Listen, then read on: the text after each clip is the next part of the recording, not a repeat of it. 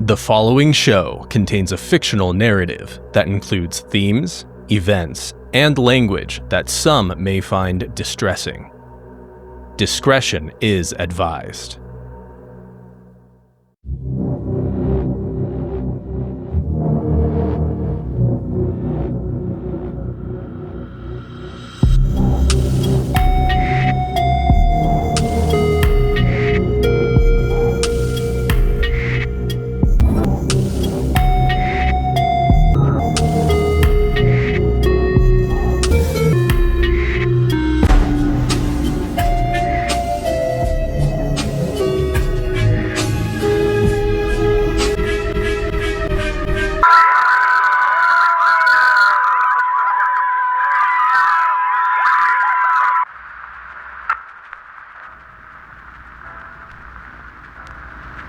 Exeunt. Use to signal the silent departure of those no longer needed or no longer permitted to stay.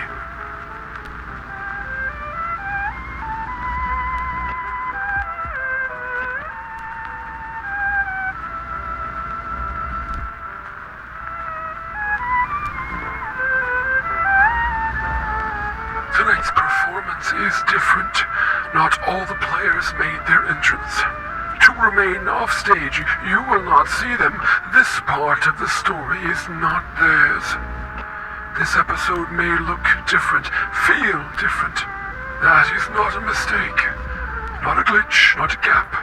Just a narrowing of the frame, a folding of light. Absence is not nothing. Absence is a place. 2 players remain. The house lights dim. The door opens.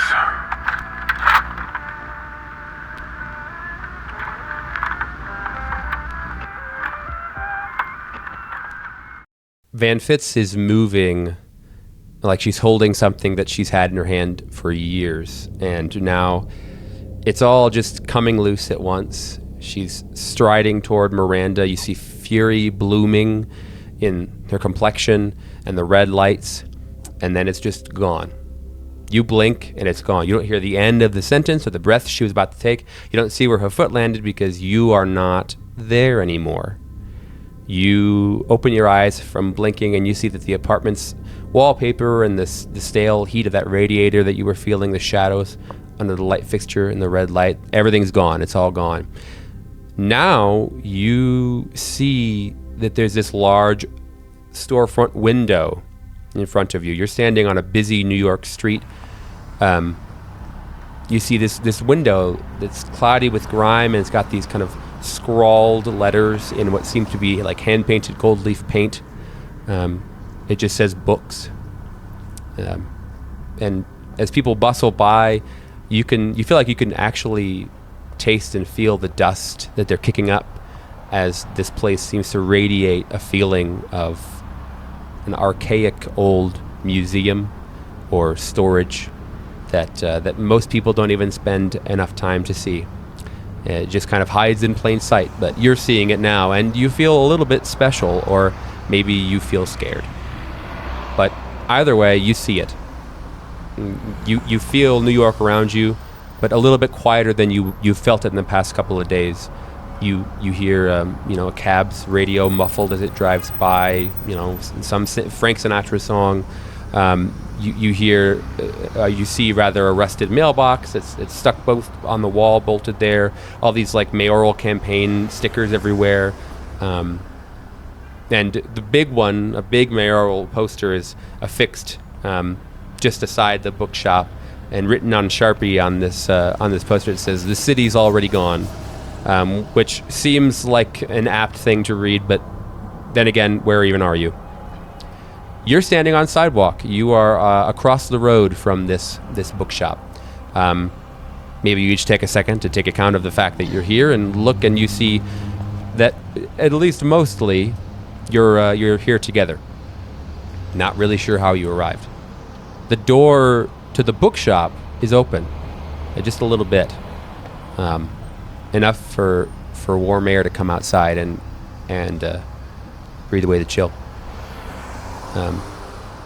Notably, at this point, you see a woman in, you'd probably guess, her 50s.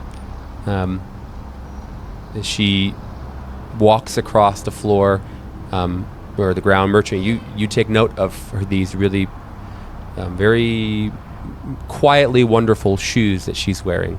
And you recognize these shoes. These are shoes your mother got and smuggled in to where you grew up. And even though she may have taken her lickings, they were worth it. They were something that she treasured. These blue, almost like a dress shoe with a small heel. They're definitely your mother's, and you kind of gaze up and see that it is in fact your mother entering this bookstore. She kind of looks around, and then she looks up, and she seems to make eye contact with you through the crowd of people walking by. Mom? Meridian. That's my mom. She hasn't been out of her house in years. I need to go. I need to go. As you turn back, as you're done talking, you turn back to walk toward her, and somebody bumps into you. This kind of man wearing a suit that seems to fit the time. He looks like he belongs here, but he's carrying this very odd object in his hand. It looks like, it's like, something maybe if a cell phone, were smaller, perhaps. If an iPhone had been invented in the time that you are currently both in, you would see this to be an iPhone, but now it's certainly just confusing you. He bumps into you. Oh, sorry. And he says, sir, this is Whitwer. Vega. Sir, the file is bleeding. Sir, it changed to my fucking watch. I don't have numbers anymore. Yeah, the Boxer Hotel. Yeah, 616. Send somebody else. And he kind of walks by. Each of you may be taking a moment to think, do we know the name Whitwer from somewhere? You look back up, and as you do, the heel of that well-known shoe disappears inside the store, the door closing behind it. Merchant will start walking and just look back at Meridian. I have to help her.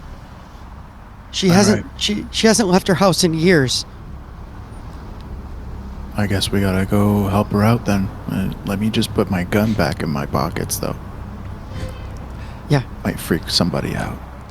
You do your quick check as well to be like, what do I even have? You're wearing your same clothes you were wearing in Van Fitz's apartment, and all the things that you had with you when you were in Van Fitz's apartment you have with you now. So all that stuff.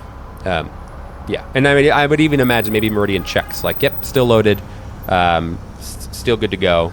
Hammer back, ready to rock. You tuck it in, push your way through the crowd behind Merchant, and make your way to the door. And when you open that door, you hear this bell that rings, but it's not the sound of a bell that a door would make opening. It's the sound of a bell when the curtain is about to rise. You see again the heel of your mother's shoe disappears around the corner of this huge bookstore. Briefly, the bookstore is just full of books, mildew, old paper. You're getting all these senses are overwhelmed with just millennia's worth of knowledge, sagging bookshelves, very narrow aisles, books all over the floor, everywhere. And the only thing that does not look to be a book is this almost hidden desk with a large, portly African-American man in his mid-60s sitting behind it. Likely your mother asked him something as he kind of turns his head to face you from the side and welcomes you. And from there, you feel as though you've got agency now, and you have a choice to make, and perhaps a mom to find. Sir? Yes? Pardon if this question sounds a bit strange, but where is this? Oh. Yeah, this is a bookstore. You're in a bookstore, the bookstore, as a matter of fact. And welcome. Are we still in New York City? Well, Yeah, sometimes. Or other times elsewhere, but what matters is you're here now. You're in. Yes. That woman you just helped. She was looking for a book. You have to forgive me. My manners have been long forgotten. I'm B.R. Roberts. He stands up and offers to shake hands. Yes. Hi. Nice to meet you. Good to meet you. Hell, you too, young man. He reaches a hand out to you, Meridian. Do you shake his hand? Sure. Big shake. Nice burly, very, very warm handshake. He sits back on his stool. Yeah, I was speaking of that nice woman. But she said someone was going to come in here and follow her, and I should be wary about giving directions to her location. Said that she didn't want any harm to come to anybody that came in the store after her. Yeah, that's sounds like her. So, what kind of books do you have here? Oh, well, many kinds. Really any kind you could think about. Well, we've got bibliographies. We've got autobiographies, biographies. We got long medical books. We got shorter novels, mysteries, science fiction. Anything you could want. I believe we have plenty of books. Do you have the play? Oh, yeah, we do. We have that, yep. Well, it goes by a lot of names, but we've got a couple copies of it, yeah. Uh-huh. Could I have one? Well, I don't think that it's your time yet, but I think that perhaps when you speak to Asa, he could be of more assistance. Well, I'm sorry. I'm not sure if you'll catch Asa on the way, but I think that's kind of how this thing ends up, is you speak to Asa. At least that's when I read it last, that was what happened, but whenever you find him, if you find him this time or before or next time, or whenever you happen to stop back in, he'll tell you more about it, I think. I think he is, in fact, uniquely situated to give you the best information about where that darn book is.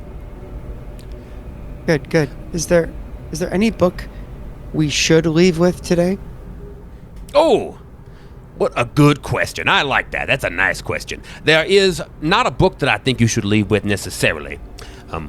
But I do believe that there is a document that you'll want to read. Whenever you find that nice lady, I bet she'll be reading it too. It's pretty important to her. Or it was important to her. Or he looks up at a clock on the wall. The clock Right. is not running. It seems like it broke a while ago. Is this 1922 or 29 that we're now? Neither. Oh, 1995. oh heavens! Well, that's a new one. That's pretty far up in the show. I think in fact that it is going to be important to her, but I don't have that part memorized yet. No one really does. It's a good part. Now, to answer your question, I may have monologued. I tend to do that because I like all the things here. I think that document you find, that'll be the thing. It's in a glass box, real old thing, written by a man named Castaigne. One of many Castaignes, but written by him. You'll see it. It's hard to miss. Real important. Now, if you're interested, I do know that you are looking for one Abigail Wright, or at one point you may be. Yes. Is she been shopping here? Is she here? Well, I believe that she stopped by. Let me take a look in my ledger. I'll just check my filing cabinet at the end of the desk. And you look over and there's a waste bin. I'm joking, I do have something. He goes in back and you see he lifts up a large tapestry and he's got this ancient-looking, likely lead-lined box that's bolted to the counter. And he takes a big ring of keys that all look different, puts one in, and he pulls out one logbook. He says, I heard about her in the news. I think I remember when she was around, and he kind of goes down the list of the names. And so, both of you roll me search real fast. Let's start with Andy. 63 over 42.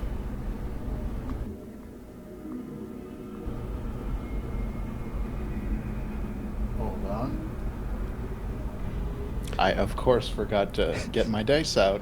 I keep my dice in a locked safe next to my bed.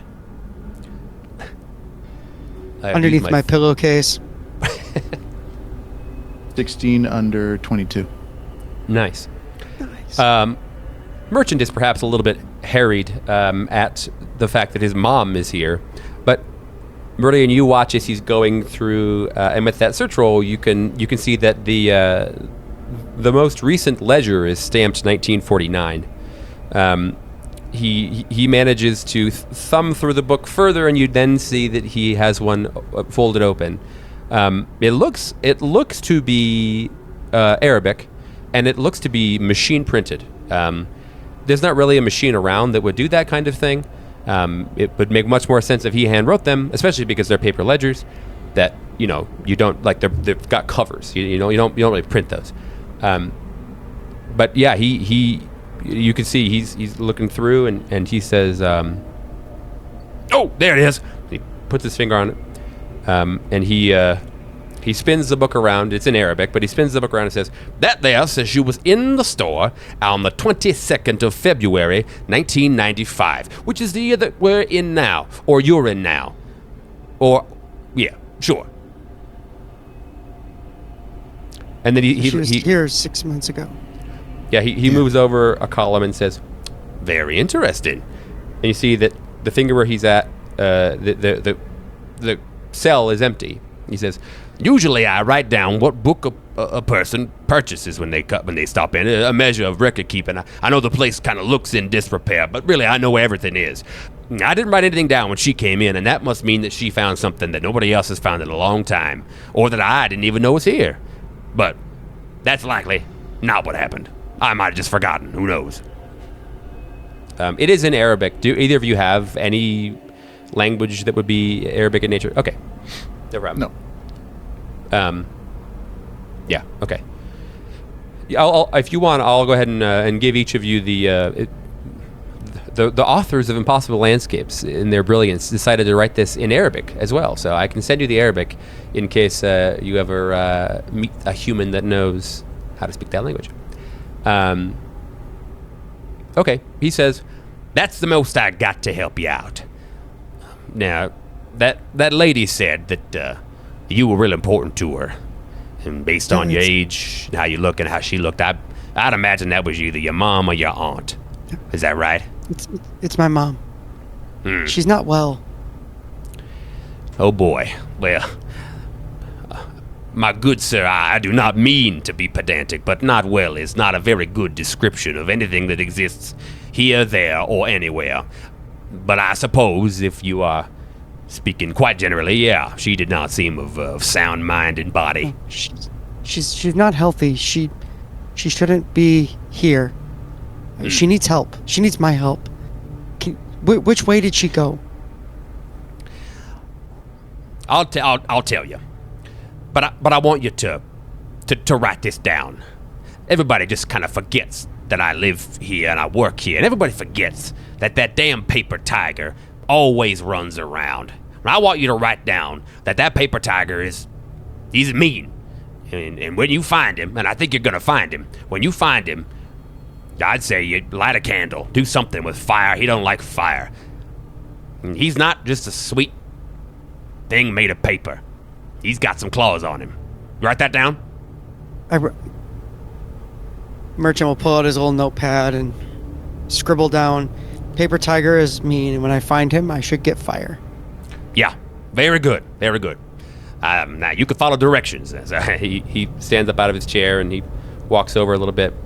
He says, "Now, if you just go down and around that corner, you're going to see a large bookshelf, and I want you to stop at it, count to 5, turn around, jump 3 times, and I know this sounds silly, but I want you to close your eyes. Once you open them, you'll be where you're supposed to be." Oh, okay. Yeah, it's all right. And he Meridian? Yeah. He kind of pats you on your shoulder, and he pats both of you. He gets both of you by the shoulder. Very large man, and he says, "I think this is the beginning of a wonderful, friendly, relationship. And he gives you a nice little like squeeze of like, okay, boys, you know, that fucking and then he like goes back, get head on your way, and he sits back down in his chair. I gotta read. Opens a book. Rachel Ray's Cooking Tips. Ooh. A delightful volume. Mm-hmm. Merchant will turn to Meridian. Shall we? Yeah, I guess we got no choice. This fucking place is getting weirder and weirder. Yeah, no choice. You know, if Miranda were here, she'd have a whole theory about that. Sorry for the laugh. That was way too good. Yeah, the two of you. I think the two of you probably would realize. Well, you would think to yourselves like, okay, well, you know, maybe the same rules apply here as the McAllister. So, you know, how long of a walk you actually have, you don't know. Is there any other things that either of you would like to say or speak to each other about on your journey to hopefully your mother? Yeah, as we're walking, Merchant will look over. Listen, Meridian, I know we're not really supposed to talk about who we are and all that, but it's my mom. The rules are out the window at this point. I was raised in a group with a community with some pretty extreme views, and a lot of rules about. I was raised in a cult. They believed the end of the world was coming. They believed it was going to be this thing. My dad always talked about a flood. And my mom, I don't know if she ever really bought into it, but she loved my dad and she loved us. Me. And so it was pretty hard on her when we left the group. She hasn't left her house. I settled her in Tennessee, and she hasn't left in years. Other family members bring her food. You know, she goes out and gardens. They call it PTSD. She's suffering. I don't know what's going to happen when we meet her. But I don't even know if it's really her. This is all a bit much. Yeah, well, hopefully she won't turn up like Patches. Yeah. Well, and I mean, you had your dad up here, right? Yeah. And So, he's been dead for quite some time now. Right. So maybe this house is still just screwing with us another way, and that whatever this thing is. But you know, if the rule applies, if I do something that doesn't make sense to you, just tell me, okay? Just hold me back, stop me from whatever wrong I might be doing, okay?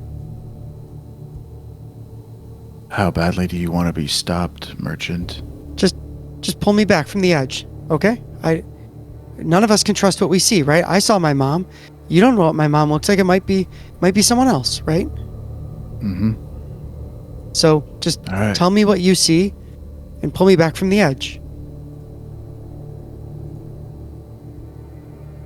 Sure. Sure.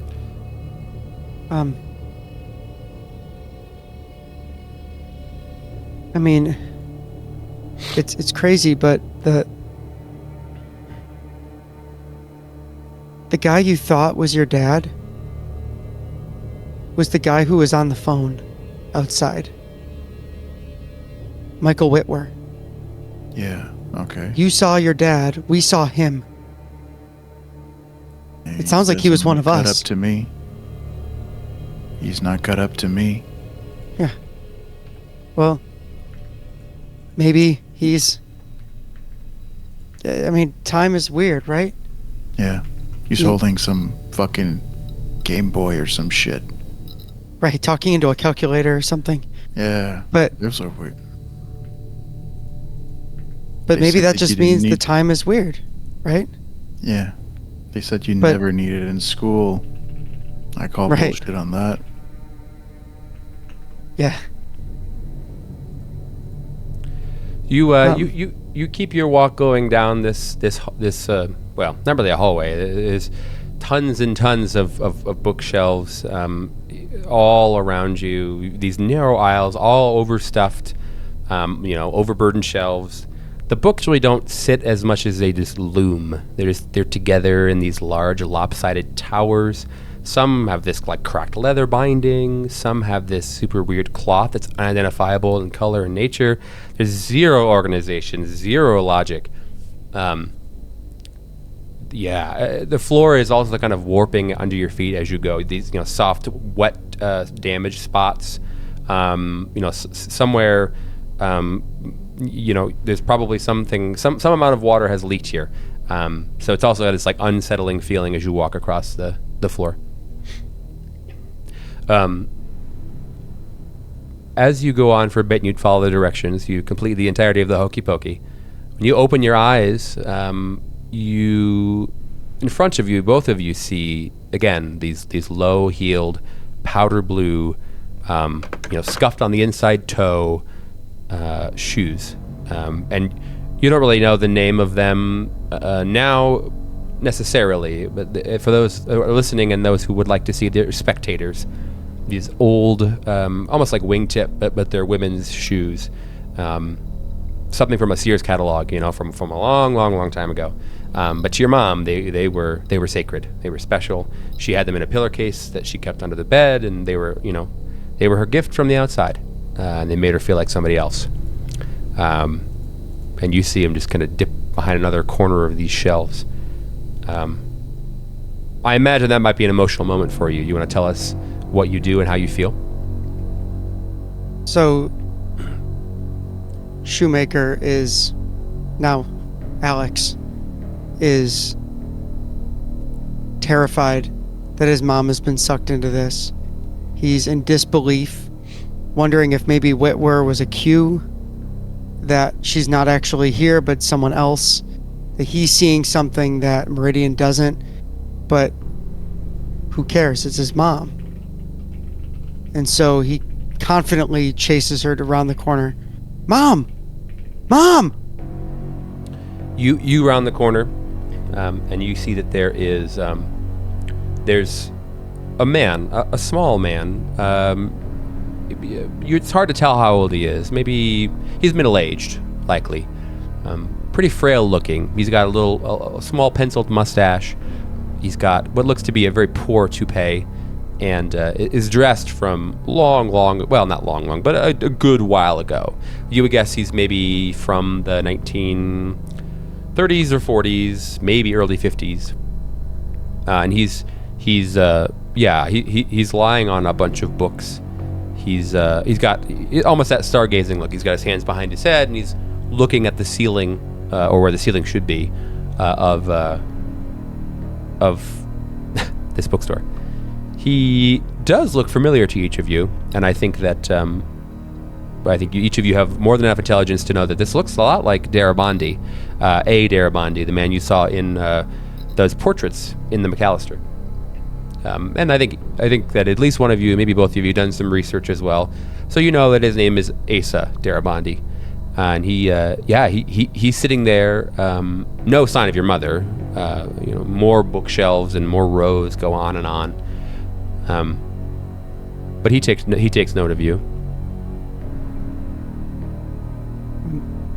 Sir, did you see a woman run past here? Or walk? Yeah, maybe. He sits up. Like a woman that was quite distressed. Yes? Yeah. Oh, yes. Yes, I did. But she said very clearly that she, well, I'm quite distracted. I'm very distracted. I don't remember exactly which way she went. And he sits up and... Do you need help? Well, I don't know. Have they found the little sour girl, the Sawyer girl, or no? Do you know? You don't know, do We'll you? go with no. He sits down. Well, I am in too much of a tizzy. I don't know. He picks up a book and I maybe if I read, I'll know. I'll know if the. and he looks over at a pile of books. He's like, Is there a phone ringing under there? Do you hear a phone ringing? Neither of you do. No. What are you reading? Well, will you please answer the phone for me? It's under those books, please. Will you just answer it, please? It's over there. I pull the books away that he's. There is, in referring to. fact, there is a phone there, an old Bakelite phone on one of the ones you spin with your finger. The thing that the newfangled, all the kids, they don't know how to use it. It's one of those, it's clearly not connected. Like you can see the end of the snap of the cut wire, but it's there, and it's not ringing either. But there is a phone there. He says, It's louder. Will you please just answer it, please? I'll. Edmund Chamberlain. There's nothing. But he looks at you and he's waiting as if he knows like something bad is gonna. He's like, oh, is that Bale? Is it Bale? Is it is it about the LeChance boy, the small LeChance, Damien? It's not about that, is it? I mean, I cover the okay. the receiver as though I'm trying to have a conversation. Is there something about the? Is there something about Damien LeChance that you want me to tell? Well, I don't know. I'm not sure if it's my line yet, or when I'm supposed to take care of LeChance, or if it's the Sawyer girl.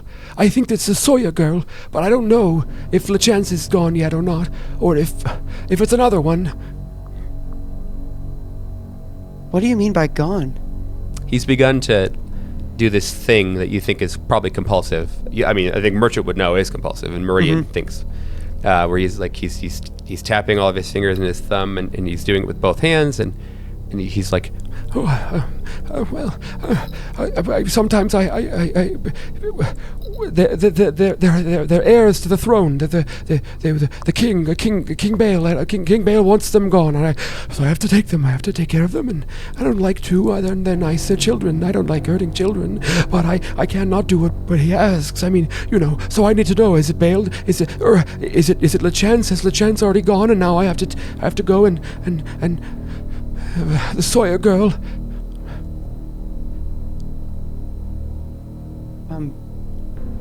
Maybe you should talk to. Oh yeah. Well. All right. I guess I can. He grabs the phone. He's like, Oh. Okay. Yes, sir. All right. and he gives it back to you. He wants to talk to you. I put the phone to my ear. You hear a very calm, relaxed voice of what you'd assume is a younger male. When you get to Dorchester, I'll be there. The phone line clicks dead. Oh, nice. All right. Very good. And Darabandi stands up. Oh, phenomenal. All right. Well, I'm dead. Oh, well, my mother says I'm dead. I'm not sure if I'm dead yet. Really. I think I'm here. Well. It's... Do you want to be? Oh, God. I think so.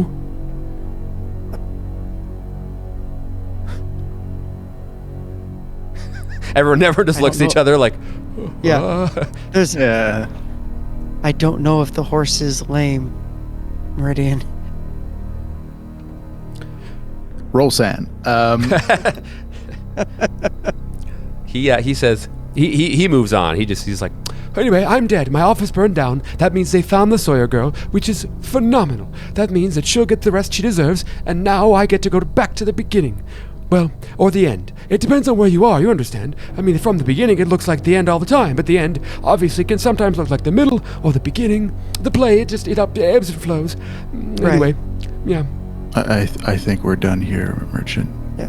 No, every new beginning is another beginning's end or something like that. Yeah. Yeah. So anything else that I think... The owner of the bookstore, he told us that you would have information that we need. Oh, yeah. Oh yeah, that's right. Yeah. Yeah. About what? A book or a document we're supposed to read. Oh, yeah. Yeah. Should you know these lines, Asa, at this point? If Look, this isn't the first time? Well, every time it's a little bit different. I mean, every time. I have a very, very complicated part. I'm in a lot of the show, and I don't really want to be, especially in the third act, but... or the fourth. But... so I tend to get confused. I'm in all of the acts. I don't want to be. I really don't, but... yes. If you're looking at the little red book or one of them, I can help you. I can show you where they are if you want. They haven't been written yet. Well, yeah. Some of them. Sure. All right. Okay. And he Did my mom want that book? I don't really know. She said that you would ask about her, and that she was very worried about you, and that I should do what you ask, but not to bring you to her until you had. I forgot. I'm sorry. Maybe if we go to the book, I can figure it out again. I'm overwhelmed. And he starts doing the thing with his fingers again, and you can see he's getting clearly distressed. All right. It must be so. It must be so. I'm going to attempt psychotherapy to calm him down. Okay. Yeah, go ahead. Just try to bring him back. Psychotherapy is 60 for me, and I rolled a 2. Yeah. Come what kind back of things to me, are you saying Asa. to? Oh, okay. Yeah, come back here. Hey, focus on the here and now. Don't worry about what my mom said. What? Are you back here? Okay. Here's where you are. Now is the time. Yeah. What do you need to give us? What document do we need to read? What? Yes. Your mom said that the key is in the book. Yes, there it says. It must be so. The key is in the book, and it must be. Yes. Which book, Asa? Oh, the book I'm going to show you. Come on, there's a room. It's in the room. And he turns and starts walking down one of the many aisles of books, sagging shelves. Follow me. The little mousy man moves his way along the aisle through endless, seas of books. He's walking you. And again, this space has the same effect as other spaces you've been in recently that are quite impossible. You're not really sure how long you have been walking or will walk or have walked or might be walking. But it's long enough, and the two of you are far enough behind Air Bonding if you wanted to make a plan on whatever happens when he brings you wherever you're going and he shows you the book that you're supposed to know about and the room and the place, all the stuff. You have time to talk about what you're going to do when you get there. Thank God you intervened, Merchant. I was going to give that guy a breather through his fucking forehead. Yeah. I have no doubt. And what he did to those kids, I wouldn't have minded it. But it's my mom. If he can get us to meet my mom and get us out of here, he's useful for the moment, but don't think for a moment I wouldn't mind seeing him get hurt for what he's done. All those kids. God. Oh yeah, I saw a few. You get brought back and forth and right and left, and multiple times he stops at a junction, and the dust, you see the dust kind of settling. You almost have this dust cloud behind you as you walk over and on all of these books, new, old, different textures, and he stops and the dust cloud kind of rushes to meet with you as it was trailing behind, and he looks and he goes, and he points and he walks down that junction. And you hear him saying like, Yes, that's correct. It must be so. It must be so. Yes. Yes. and he keeps walking. After long, winding halls yet again, filled with books, Darabandi brings you to the room. The amount of time he takes to clear books from the floor and asks for your help, when you all clear books away, you find this trapdoor that is existing below, hopefully, or above. Who knows at this point, where you are now. He looks at it, and in his kind of same mousy voice, he says, "This is the spot. This is it right here. It's really important that you do not go down with me.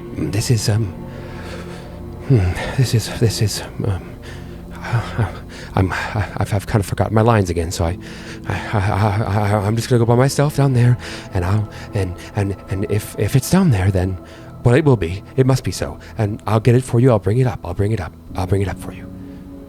Wait, what's it? My mom? The book? I don't. That's unclear. The stage direction. This part is very sloppy, very messy, almost like this is not even supposed to happen. But it must be so. The trapdoor is pretty hefty, pretty well made, and so he pulls it away from the floor. It swings up, and dust billows out and into the bookshop. You swear that you hear a bird fly away, but who knows? He says, "I'm going to go down the stairs now. I'll grab it. Okay, I'll bring it. It has to be down there." And so he and it's really hardly even big enough for one person. Like it's you can see a little bit down in there, these weird light bulbs that are, no real fixtures, just light bulbs kind of sticking. You can see with that light down there a little bit, and it's very, very small cellar, staircase that leads down there, and a dirt floor.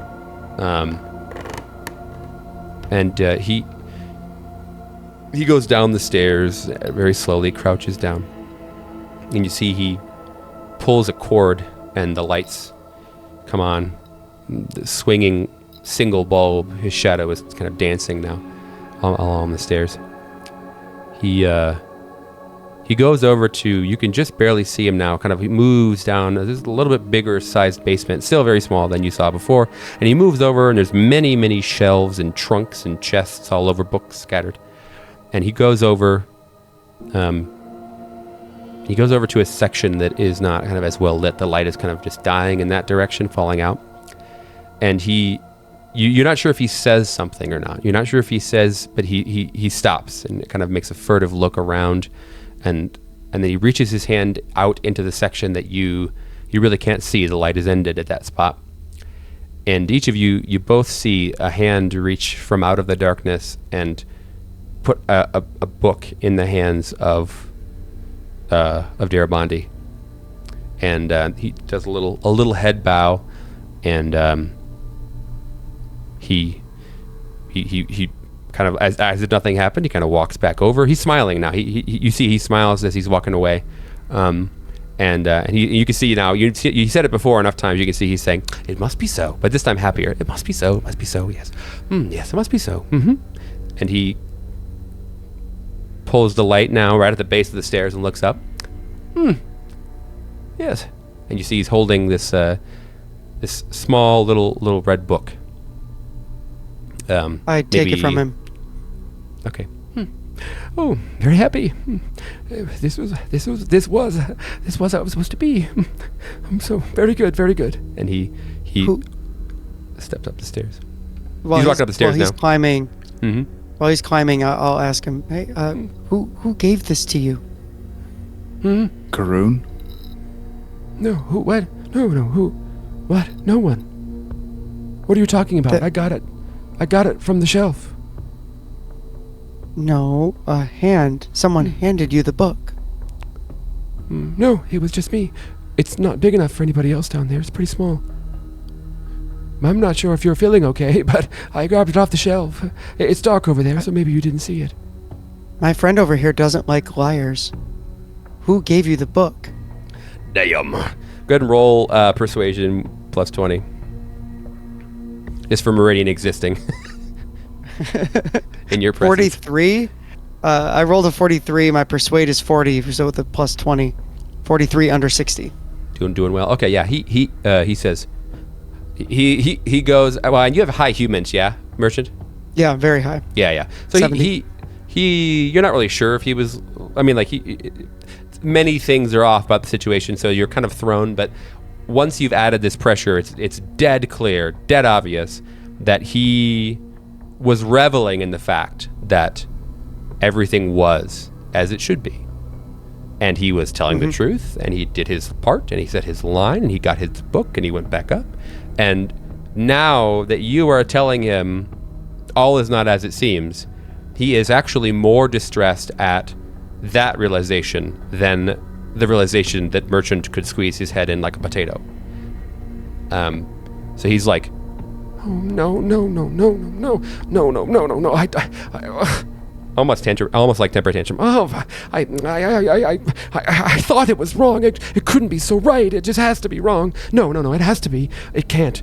Oh. And he kind of basically not paying attention to you really at all. He just kind of like stomps a couple feet away into some books, and he's just kind of got his head in his hands. So no. Hey, I'm sorry.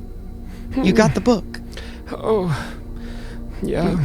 We see things differently sometimes. Yeah. It happens. You got the book. Okay. All right. Yeah. Little okay. red book. Yeah. Well, the key. I think that book is the key. You're gonna open it. I mean, we gotta know if it's right. Perfect. Yeah. We'll open it. You open it up, and it's a hollowed out book, and inside there is a skeleton key. Dear Bondi. Yes! Oh my! He like kind of walks over to a bookshelf and just hits some books out of glee. Very good. Oh, very good. It's all right again. It's right. It must be. Yes. Must be.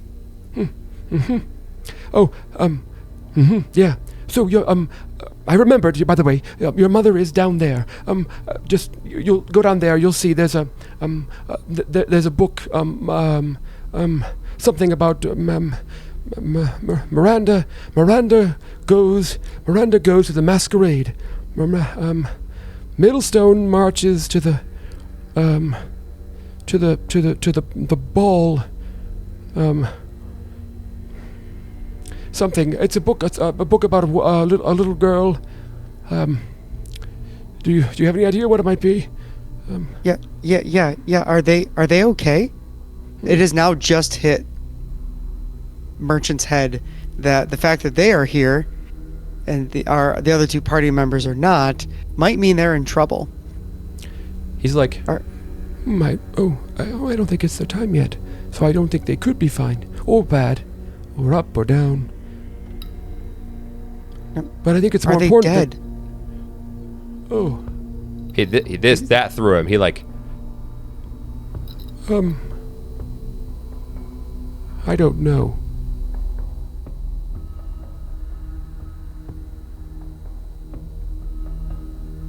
But I do know that if you find the little book, the one that find that book, find that one, and I think the key. I think you used the key there.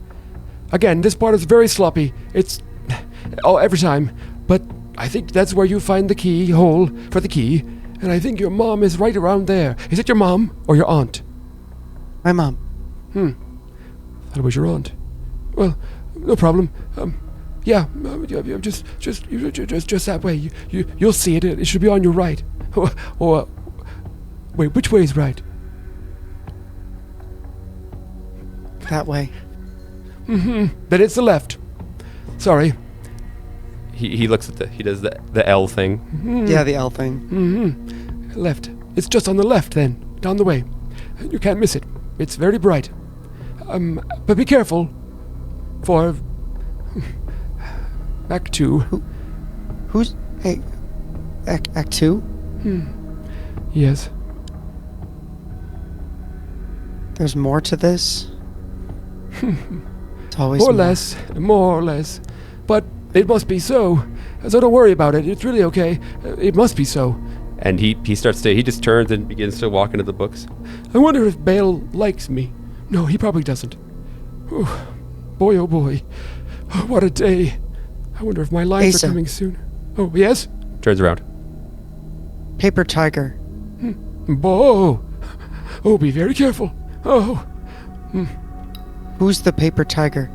Dr. Dallin thinks that the paper tiger is friendly. It's not friendly. It's not nice. It's not very good. What is it? You mustn't mean what it's a paper tiger. A tiger made of paper. Like an actual tiger made of paper? I haven't seen it, but they do a pretty good job with the props. I mean, they're pretty realistic. Wait till you see the marionettes. Oh my God, they're very nice. But no, it's a paper tiger. It's a tiger made of paper, or so I'm told. I haven't seen it. I don't go to that part. That's one of the few parts I get to go off stage for. It's really good.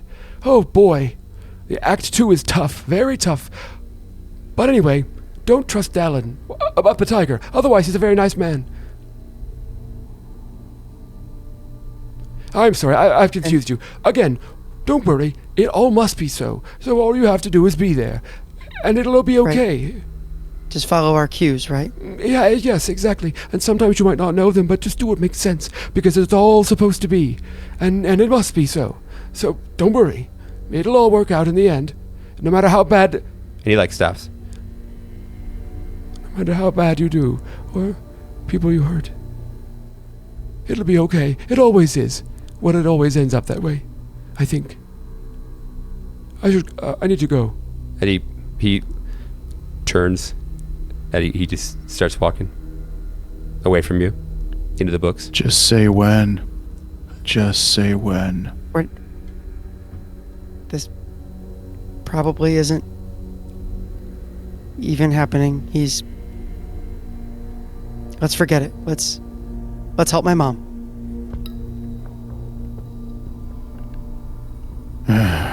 All right.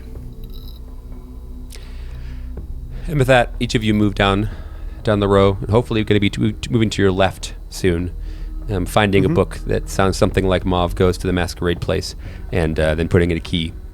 After walking down a ways that feels like it should just be right, taking a page from Darabandi, you take a look to your left, and sure enough, what looks to be a brand new copy of Mauve Goes to the Masked Ball, a book that you will probably read at some point in your future, is there. The gold leaf lettering on the spine is bright. Almost seems like it's got this aura shining with it. And in the spine there is a keyhole that looks to fit the skeleton key that you have been given by Darabandi. You open up this book and it is of the cheapest trick, a masquerade wall, if you will, that you push open. And there are more books within. However, this space looks to be, it's much, much smaller than, it feels like it has definition, it has walls. There's still big bookshelves and books falling all over. But it seems to have almost like a solemnity, like a quiet, almost like a hallowed space thing going on. There's a pile of books that are everywhere, but this pile is leading upwards, angled upwards to the peak of this mound of books, and at the top there is what we can only know and assume based on the shoes is Merchant's mother. And speaking of the shoes, just as this masquerade wall opens, and you see your mother, the shoes disappear, as it seems as though she has begun sinking as if in quicksand, but instead of quicksand, mounds of books. They're, taking your mother within, eating her and bringing her down into the mound of books. Not in a quite voracious kind of way. She's not like, shouting in pain or anything like that, but she is certainly sinking fast. And if there are no outside forces, she would likely be consumed, as it were, by the pile of books. What would you like to do? Merchant will run into the room, reckless abandon. Mom! You get up there. Meridian, are you running with as well? I assume you wanted to go help Merchant.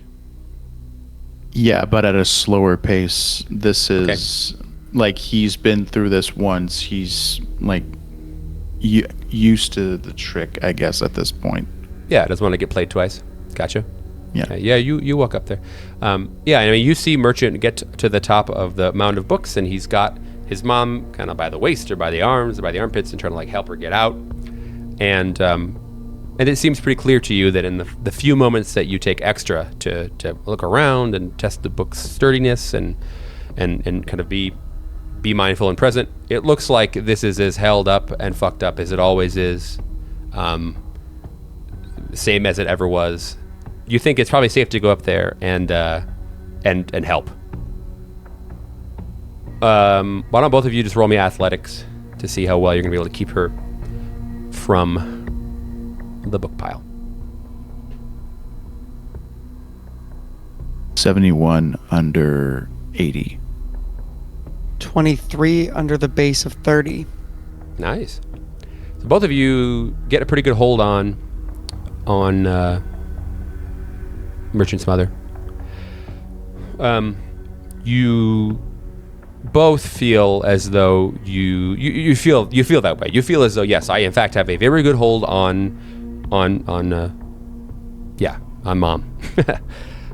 You unfortunately do not feel as though the hold you've grasped or the effort you're putting in is going to be helpful. It all feels pretty futile. You feel as though you would sooner pop her shoulder out of joint, or dislocate some kind of joint, her hip, or she's not really like a frail woman necessarily, but the force that's pulling her down is ever so much more than you. And even if you had like some kind of harness or some way to properly spread the amount of force you're bringing to the equation, probably still wouldn't be enough. This really feels like the kind of thing that is inevitable. It feels really, I guess you feel a sense of doom and foreboding, and it really doesn't feel very good. Maybe even more so than you would feel normally in the situation. You feel as though like, oof, I'm trying to enact my force on what seems to be a cosmic event, and I don't know if I should stop. I don't think that it would be a surprise to anyone that Merchant doesn't. But I think that Meridian, but I do think that Merchant would feel that, would know that sense of doom. And if Meridian were to also feel it and were to get up and walk away, I don't really think that Merchant would spend much time begging for him to return. I think that Merchant would kind of understand briefly that this is like, something's happening. I need to talk to my mom, and he's not going to be helpful. So, knowing that, Meridian, do you think you would stick around there and keep helping, or would you stand and I guess make sure things are quote unquote safe for the two of you? Yeah, I wouldn't continue helping her, because at this point I'm going to do more damage than good. Yeah. Yeah, 80 athletics. What is that, like a master's level of athletics? Mm-hmm. Sort of. Yeah. I didn't know you could go to university for a doctorate, you might say, in athletics. Thankfully, Meridian did. He knows. So that's good. So, Merchant, you see Meridian.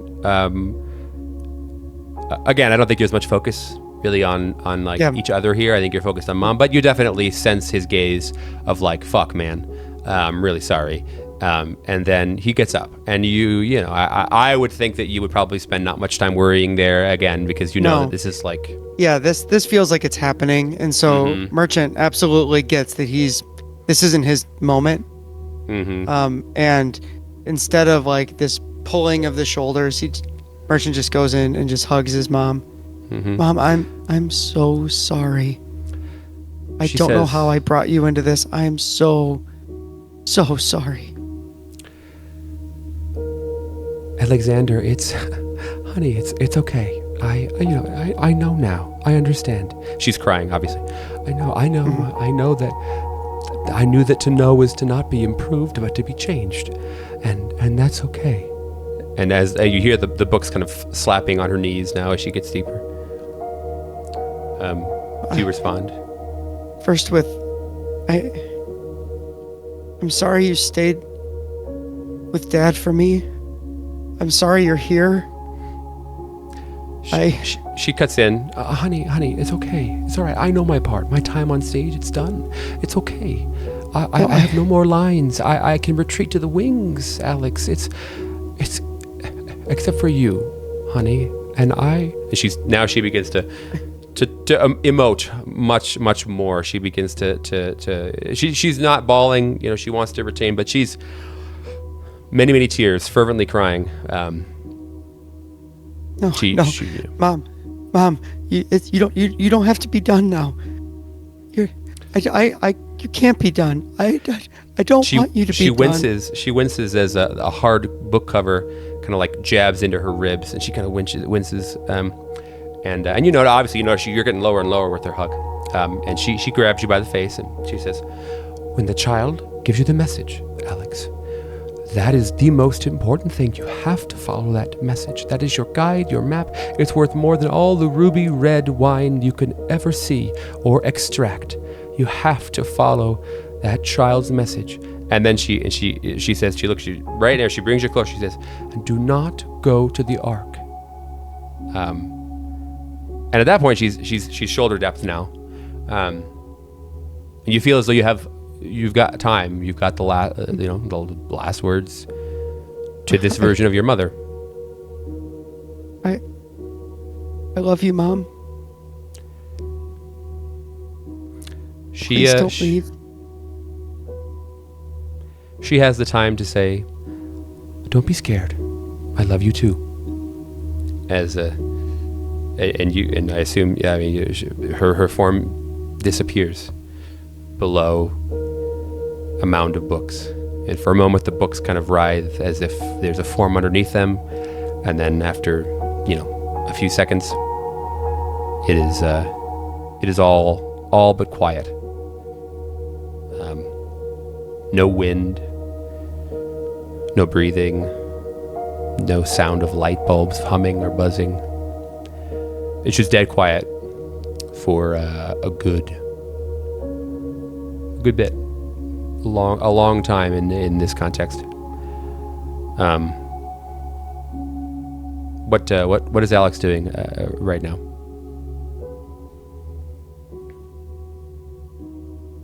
As the books writhe, he just watches it. Now he's kind of slumped over, like wanting to cry, but not knowing if this is real, not knowing if this is the future, not knowing if it's the past, if it's the present, if just the losses feels real, but the situation doesn't. And so he's just frozen in this moment. Mm-hmm. A bird begins to sing behind you. It's not surprising that a bird made its way in here at some point, someday, someplace, but the whippoorwill does not feel like an accident either. Feels like pretty good screenplay. Punctuates the moment well. After this event, certainly a major mark on the event horizon of your life, or maybe not. Who knows where you are, or who you are, what is and what isn't, but what certainly feels like and is perceived as major moment. What do we see? What do we see Merchant do? How does he deal with that?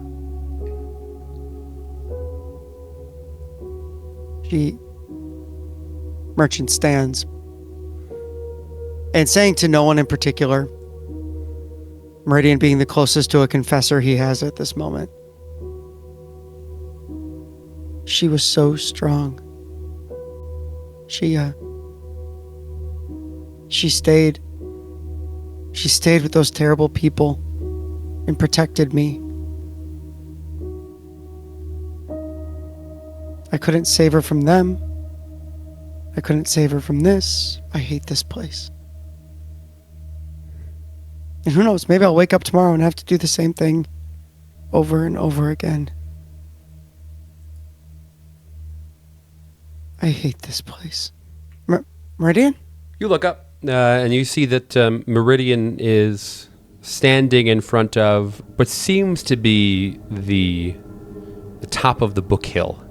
And there's a wall there. And this section of the wall is the only wall you have seen while you've been in here that does not have books on it or is not covered by a shelf. It's not big. It's not much.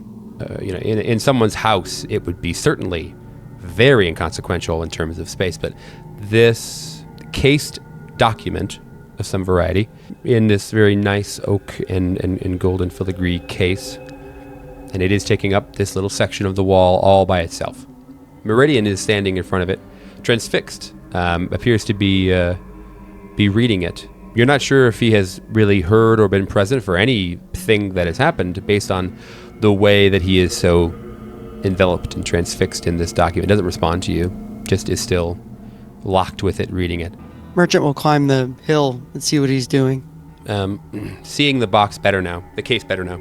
It's oversized, pretty old looking, very old looking document that is a little bit larger, seems to be a written entry by somebody preserved in this case, meant to be safe in this case. There's also like a small, like a jewelry box size, small box size replica or wooden box of some variety in this case as well, above the document, situated above the document. There's a little plaque there on the frame. I imagine that Meridian just kind of lifts his hand up and just maybe taps on that plaque. Both of you are there reading this plaque. The plaque says, "Final words of Anicia Volpe Surmod, recorded by Marcus Valerius Crescens, 305 CE, later found in the hands of Signor Gabriel Castaigne."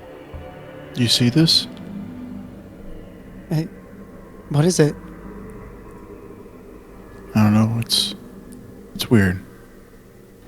Let me just read it.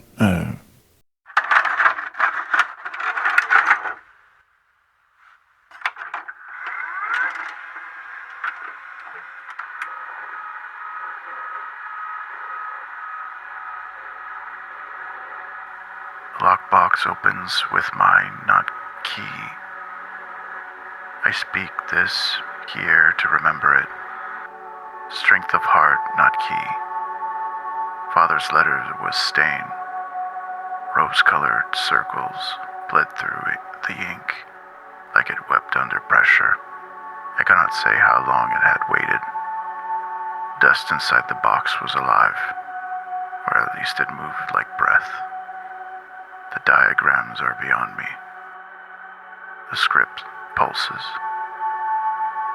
Even now it watches me from the page. I read the title in the upper margin and knew it was truth, for it sounded aloud. Interment of the Ark of the Endless One. There's something inside it. That thing is not dead, only delayed. If this is to be believed, Father did not seal it to protect us, but to wait. Alongside it, buried deep in layered folds, lay the second manuscript. The birth of the withering box. A second vessel. A fragment torn from the Endless One and held fast in brass and ash. The diagram suggests it's used as a weapon, not against man, but against concept, hope, time, maybe sleep. It was never meant to last. I do not sleep now. I hear the ticking beneath the stone. I smell copper when there is none. My fingers itch when I look at the coil drawing. When I turn away, they stop. Below is the verse I cannot stop copying. I do not believe I wrote it. Yet I find it in my own hand. You cannot hold it. You cannot speak it. You must name what breaks you, and then look away. The lock is not brass. The key is not mercy. It opens in thought and closes in time. I carried the coil beneath my tongue. I dreamed of fire. that folded the sky. What was taken shall never be buried. It waits in the vessel that forgets its own shape. So bind it with blood, and bind it with breath. Unmake the hour and hollow the bell. Let silence be girt by ash and by sleep. Let no one remember where I fell. Though this is not my line, I believe it's yours. Senor Gabriel Gasting, the artificer.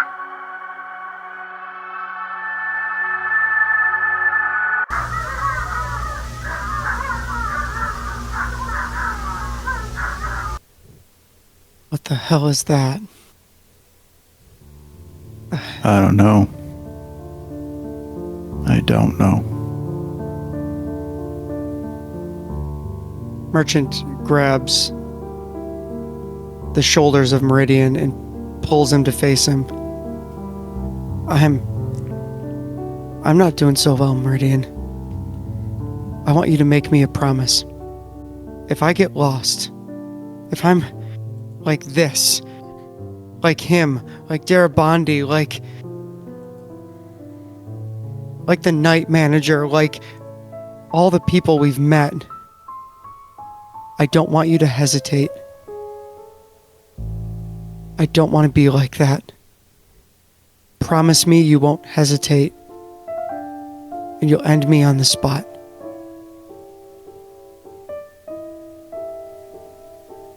Don't worry, Merchant. I don't miss. And with that, you both feel odd. You feel tingly as you kind of look down. In the case that you had is pulsating. This case with this document in that replica box is kind of pulsing now, bright purple light. You feel as though this is your cue to head back, and to be back, and to be there, and not be here, whatever that even means. Meridian would probably look at Agent Merchant and just give him the look of, like, you remember where we were, right? Merchant will look back, kind of side-eye, smile a little, and give a nod. In time, even though you may or may not try to not blink, you do. You leave your eyes closed for a few more moments. You know that even though it's not sleep necessarily, solace lies in darkness and closed eyelids.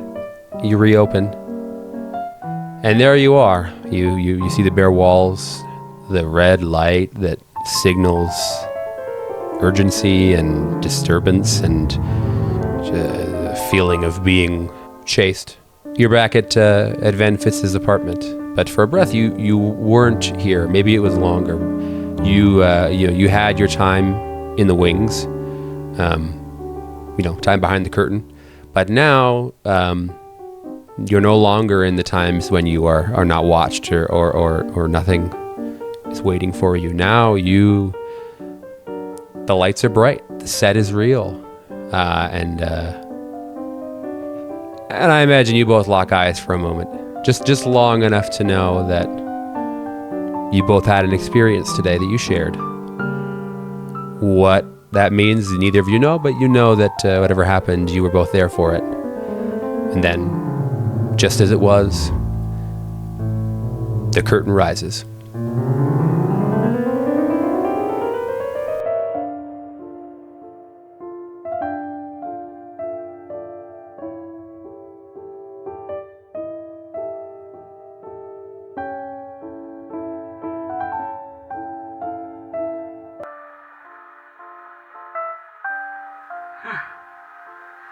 You'd best prepare the understudy.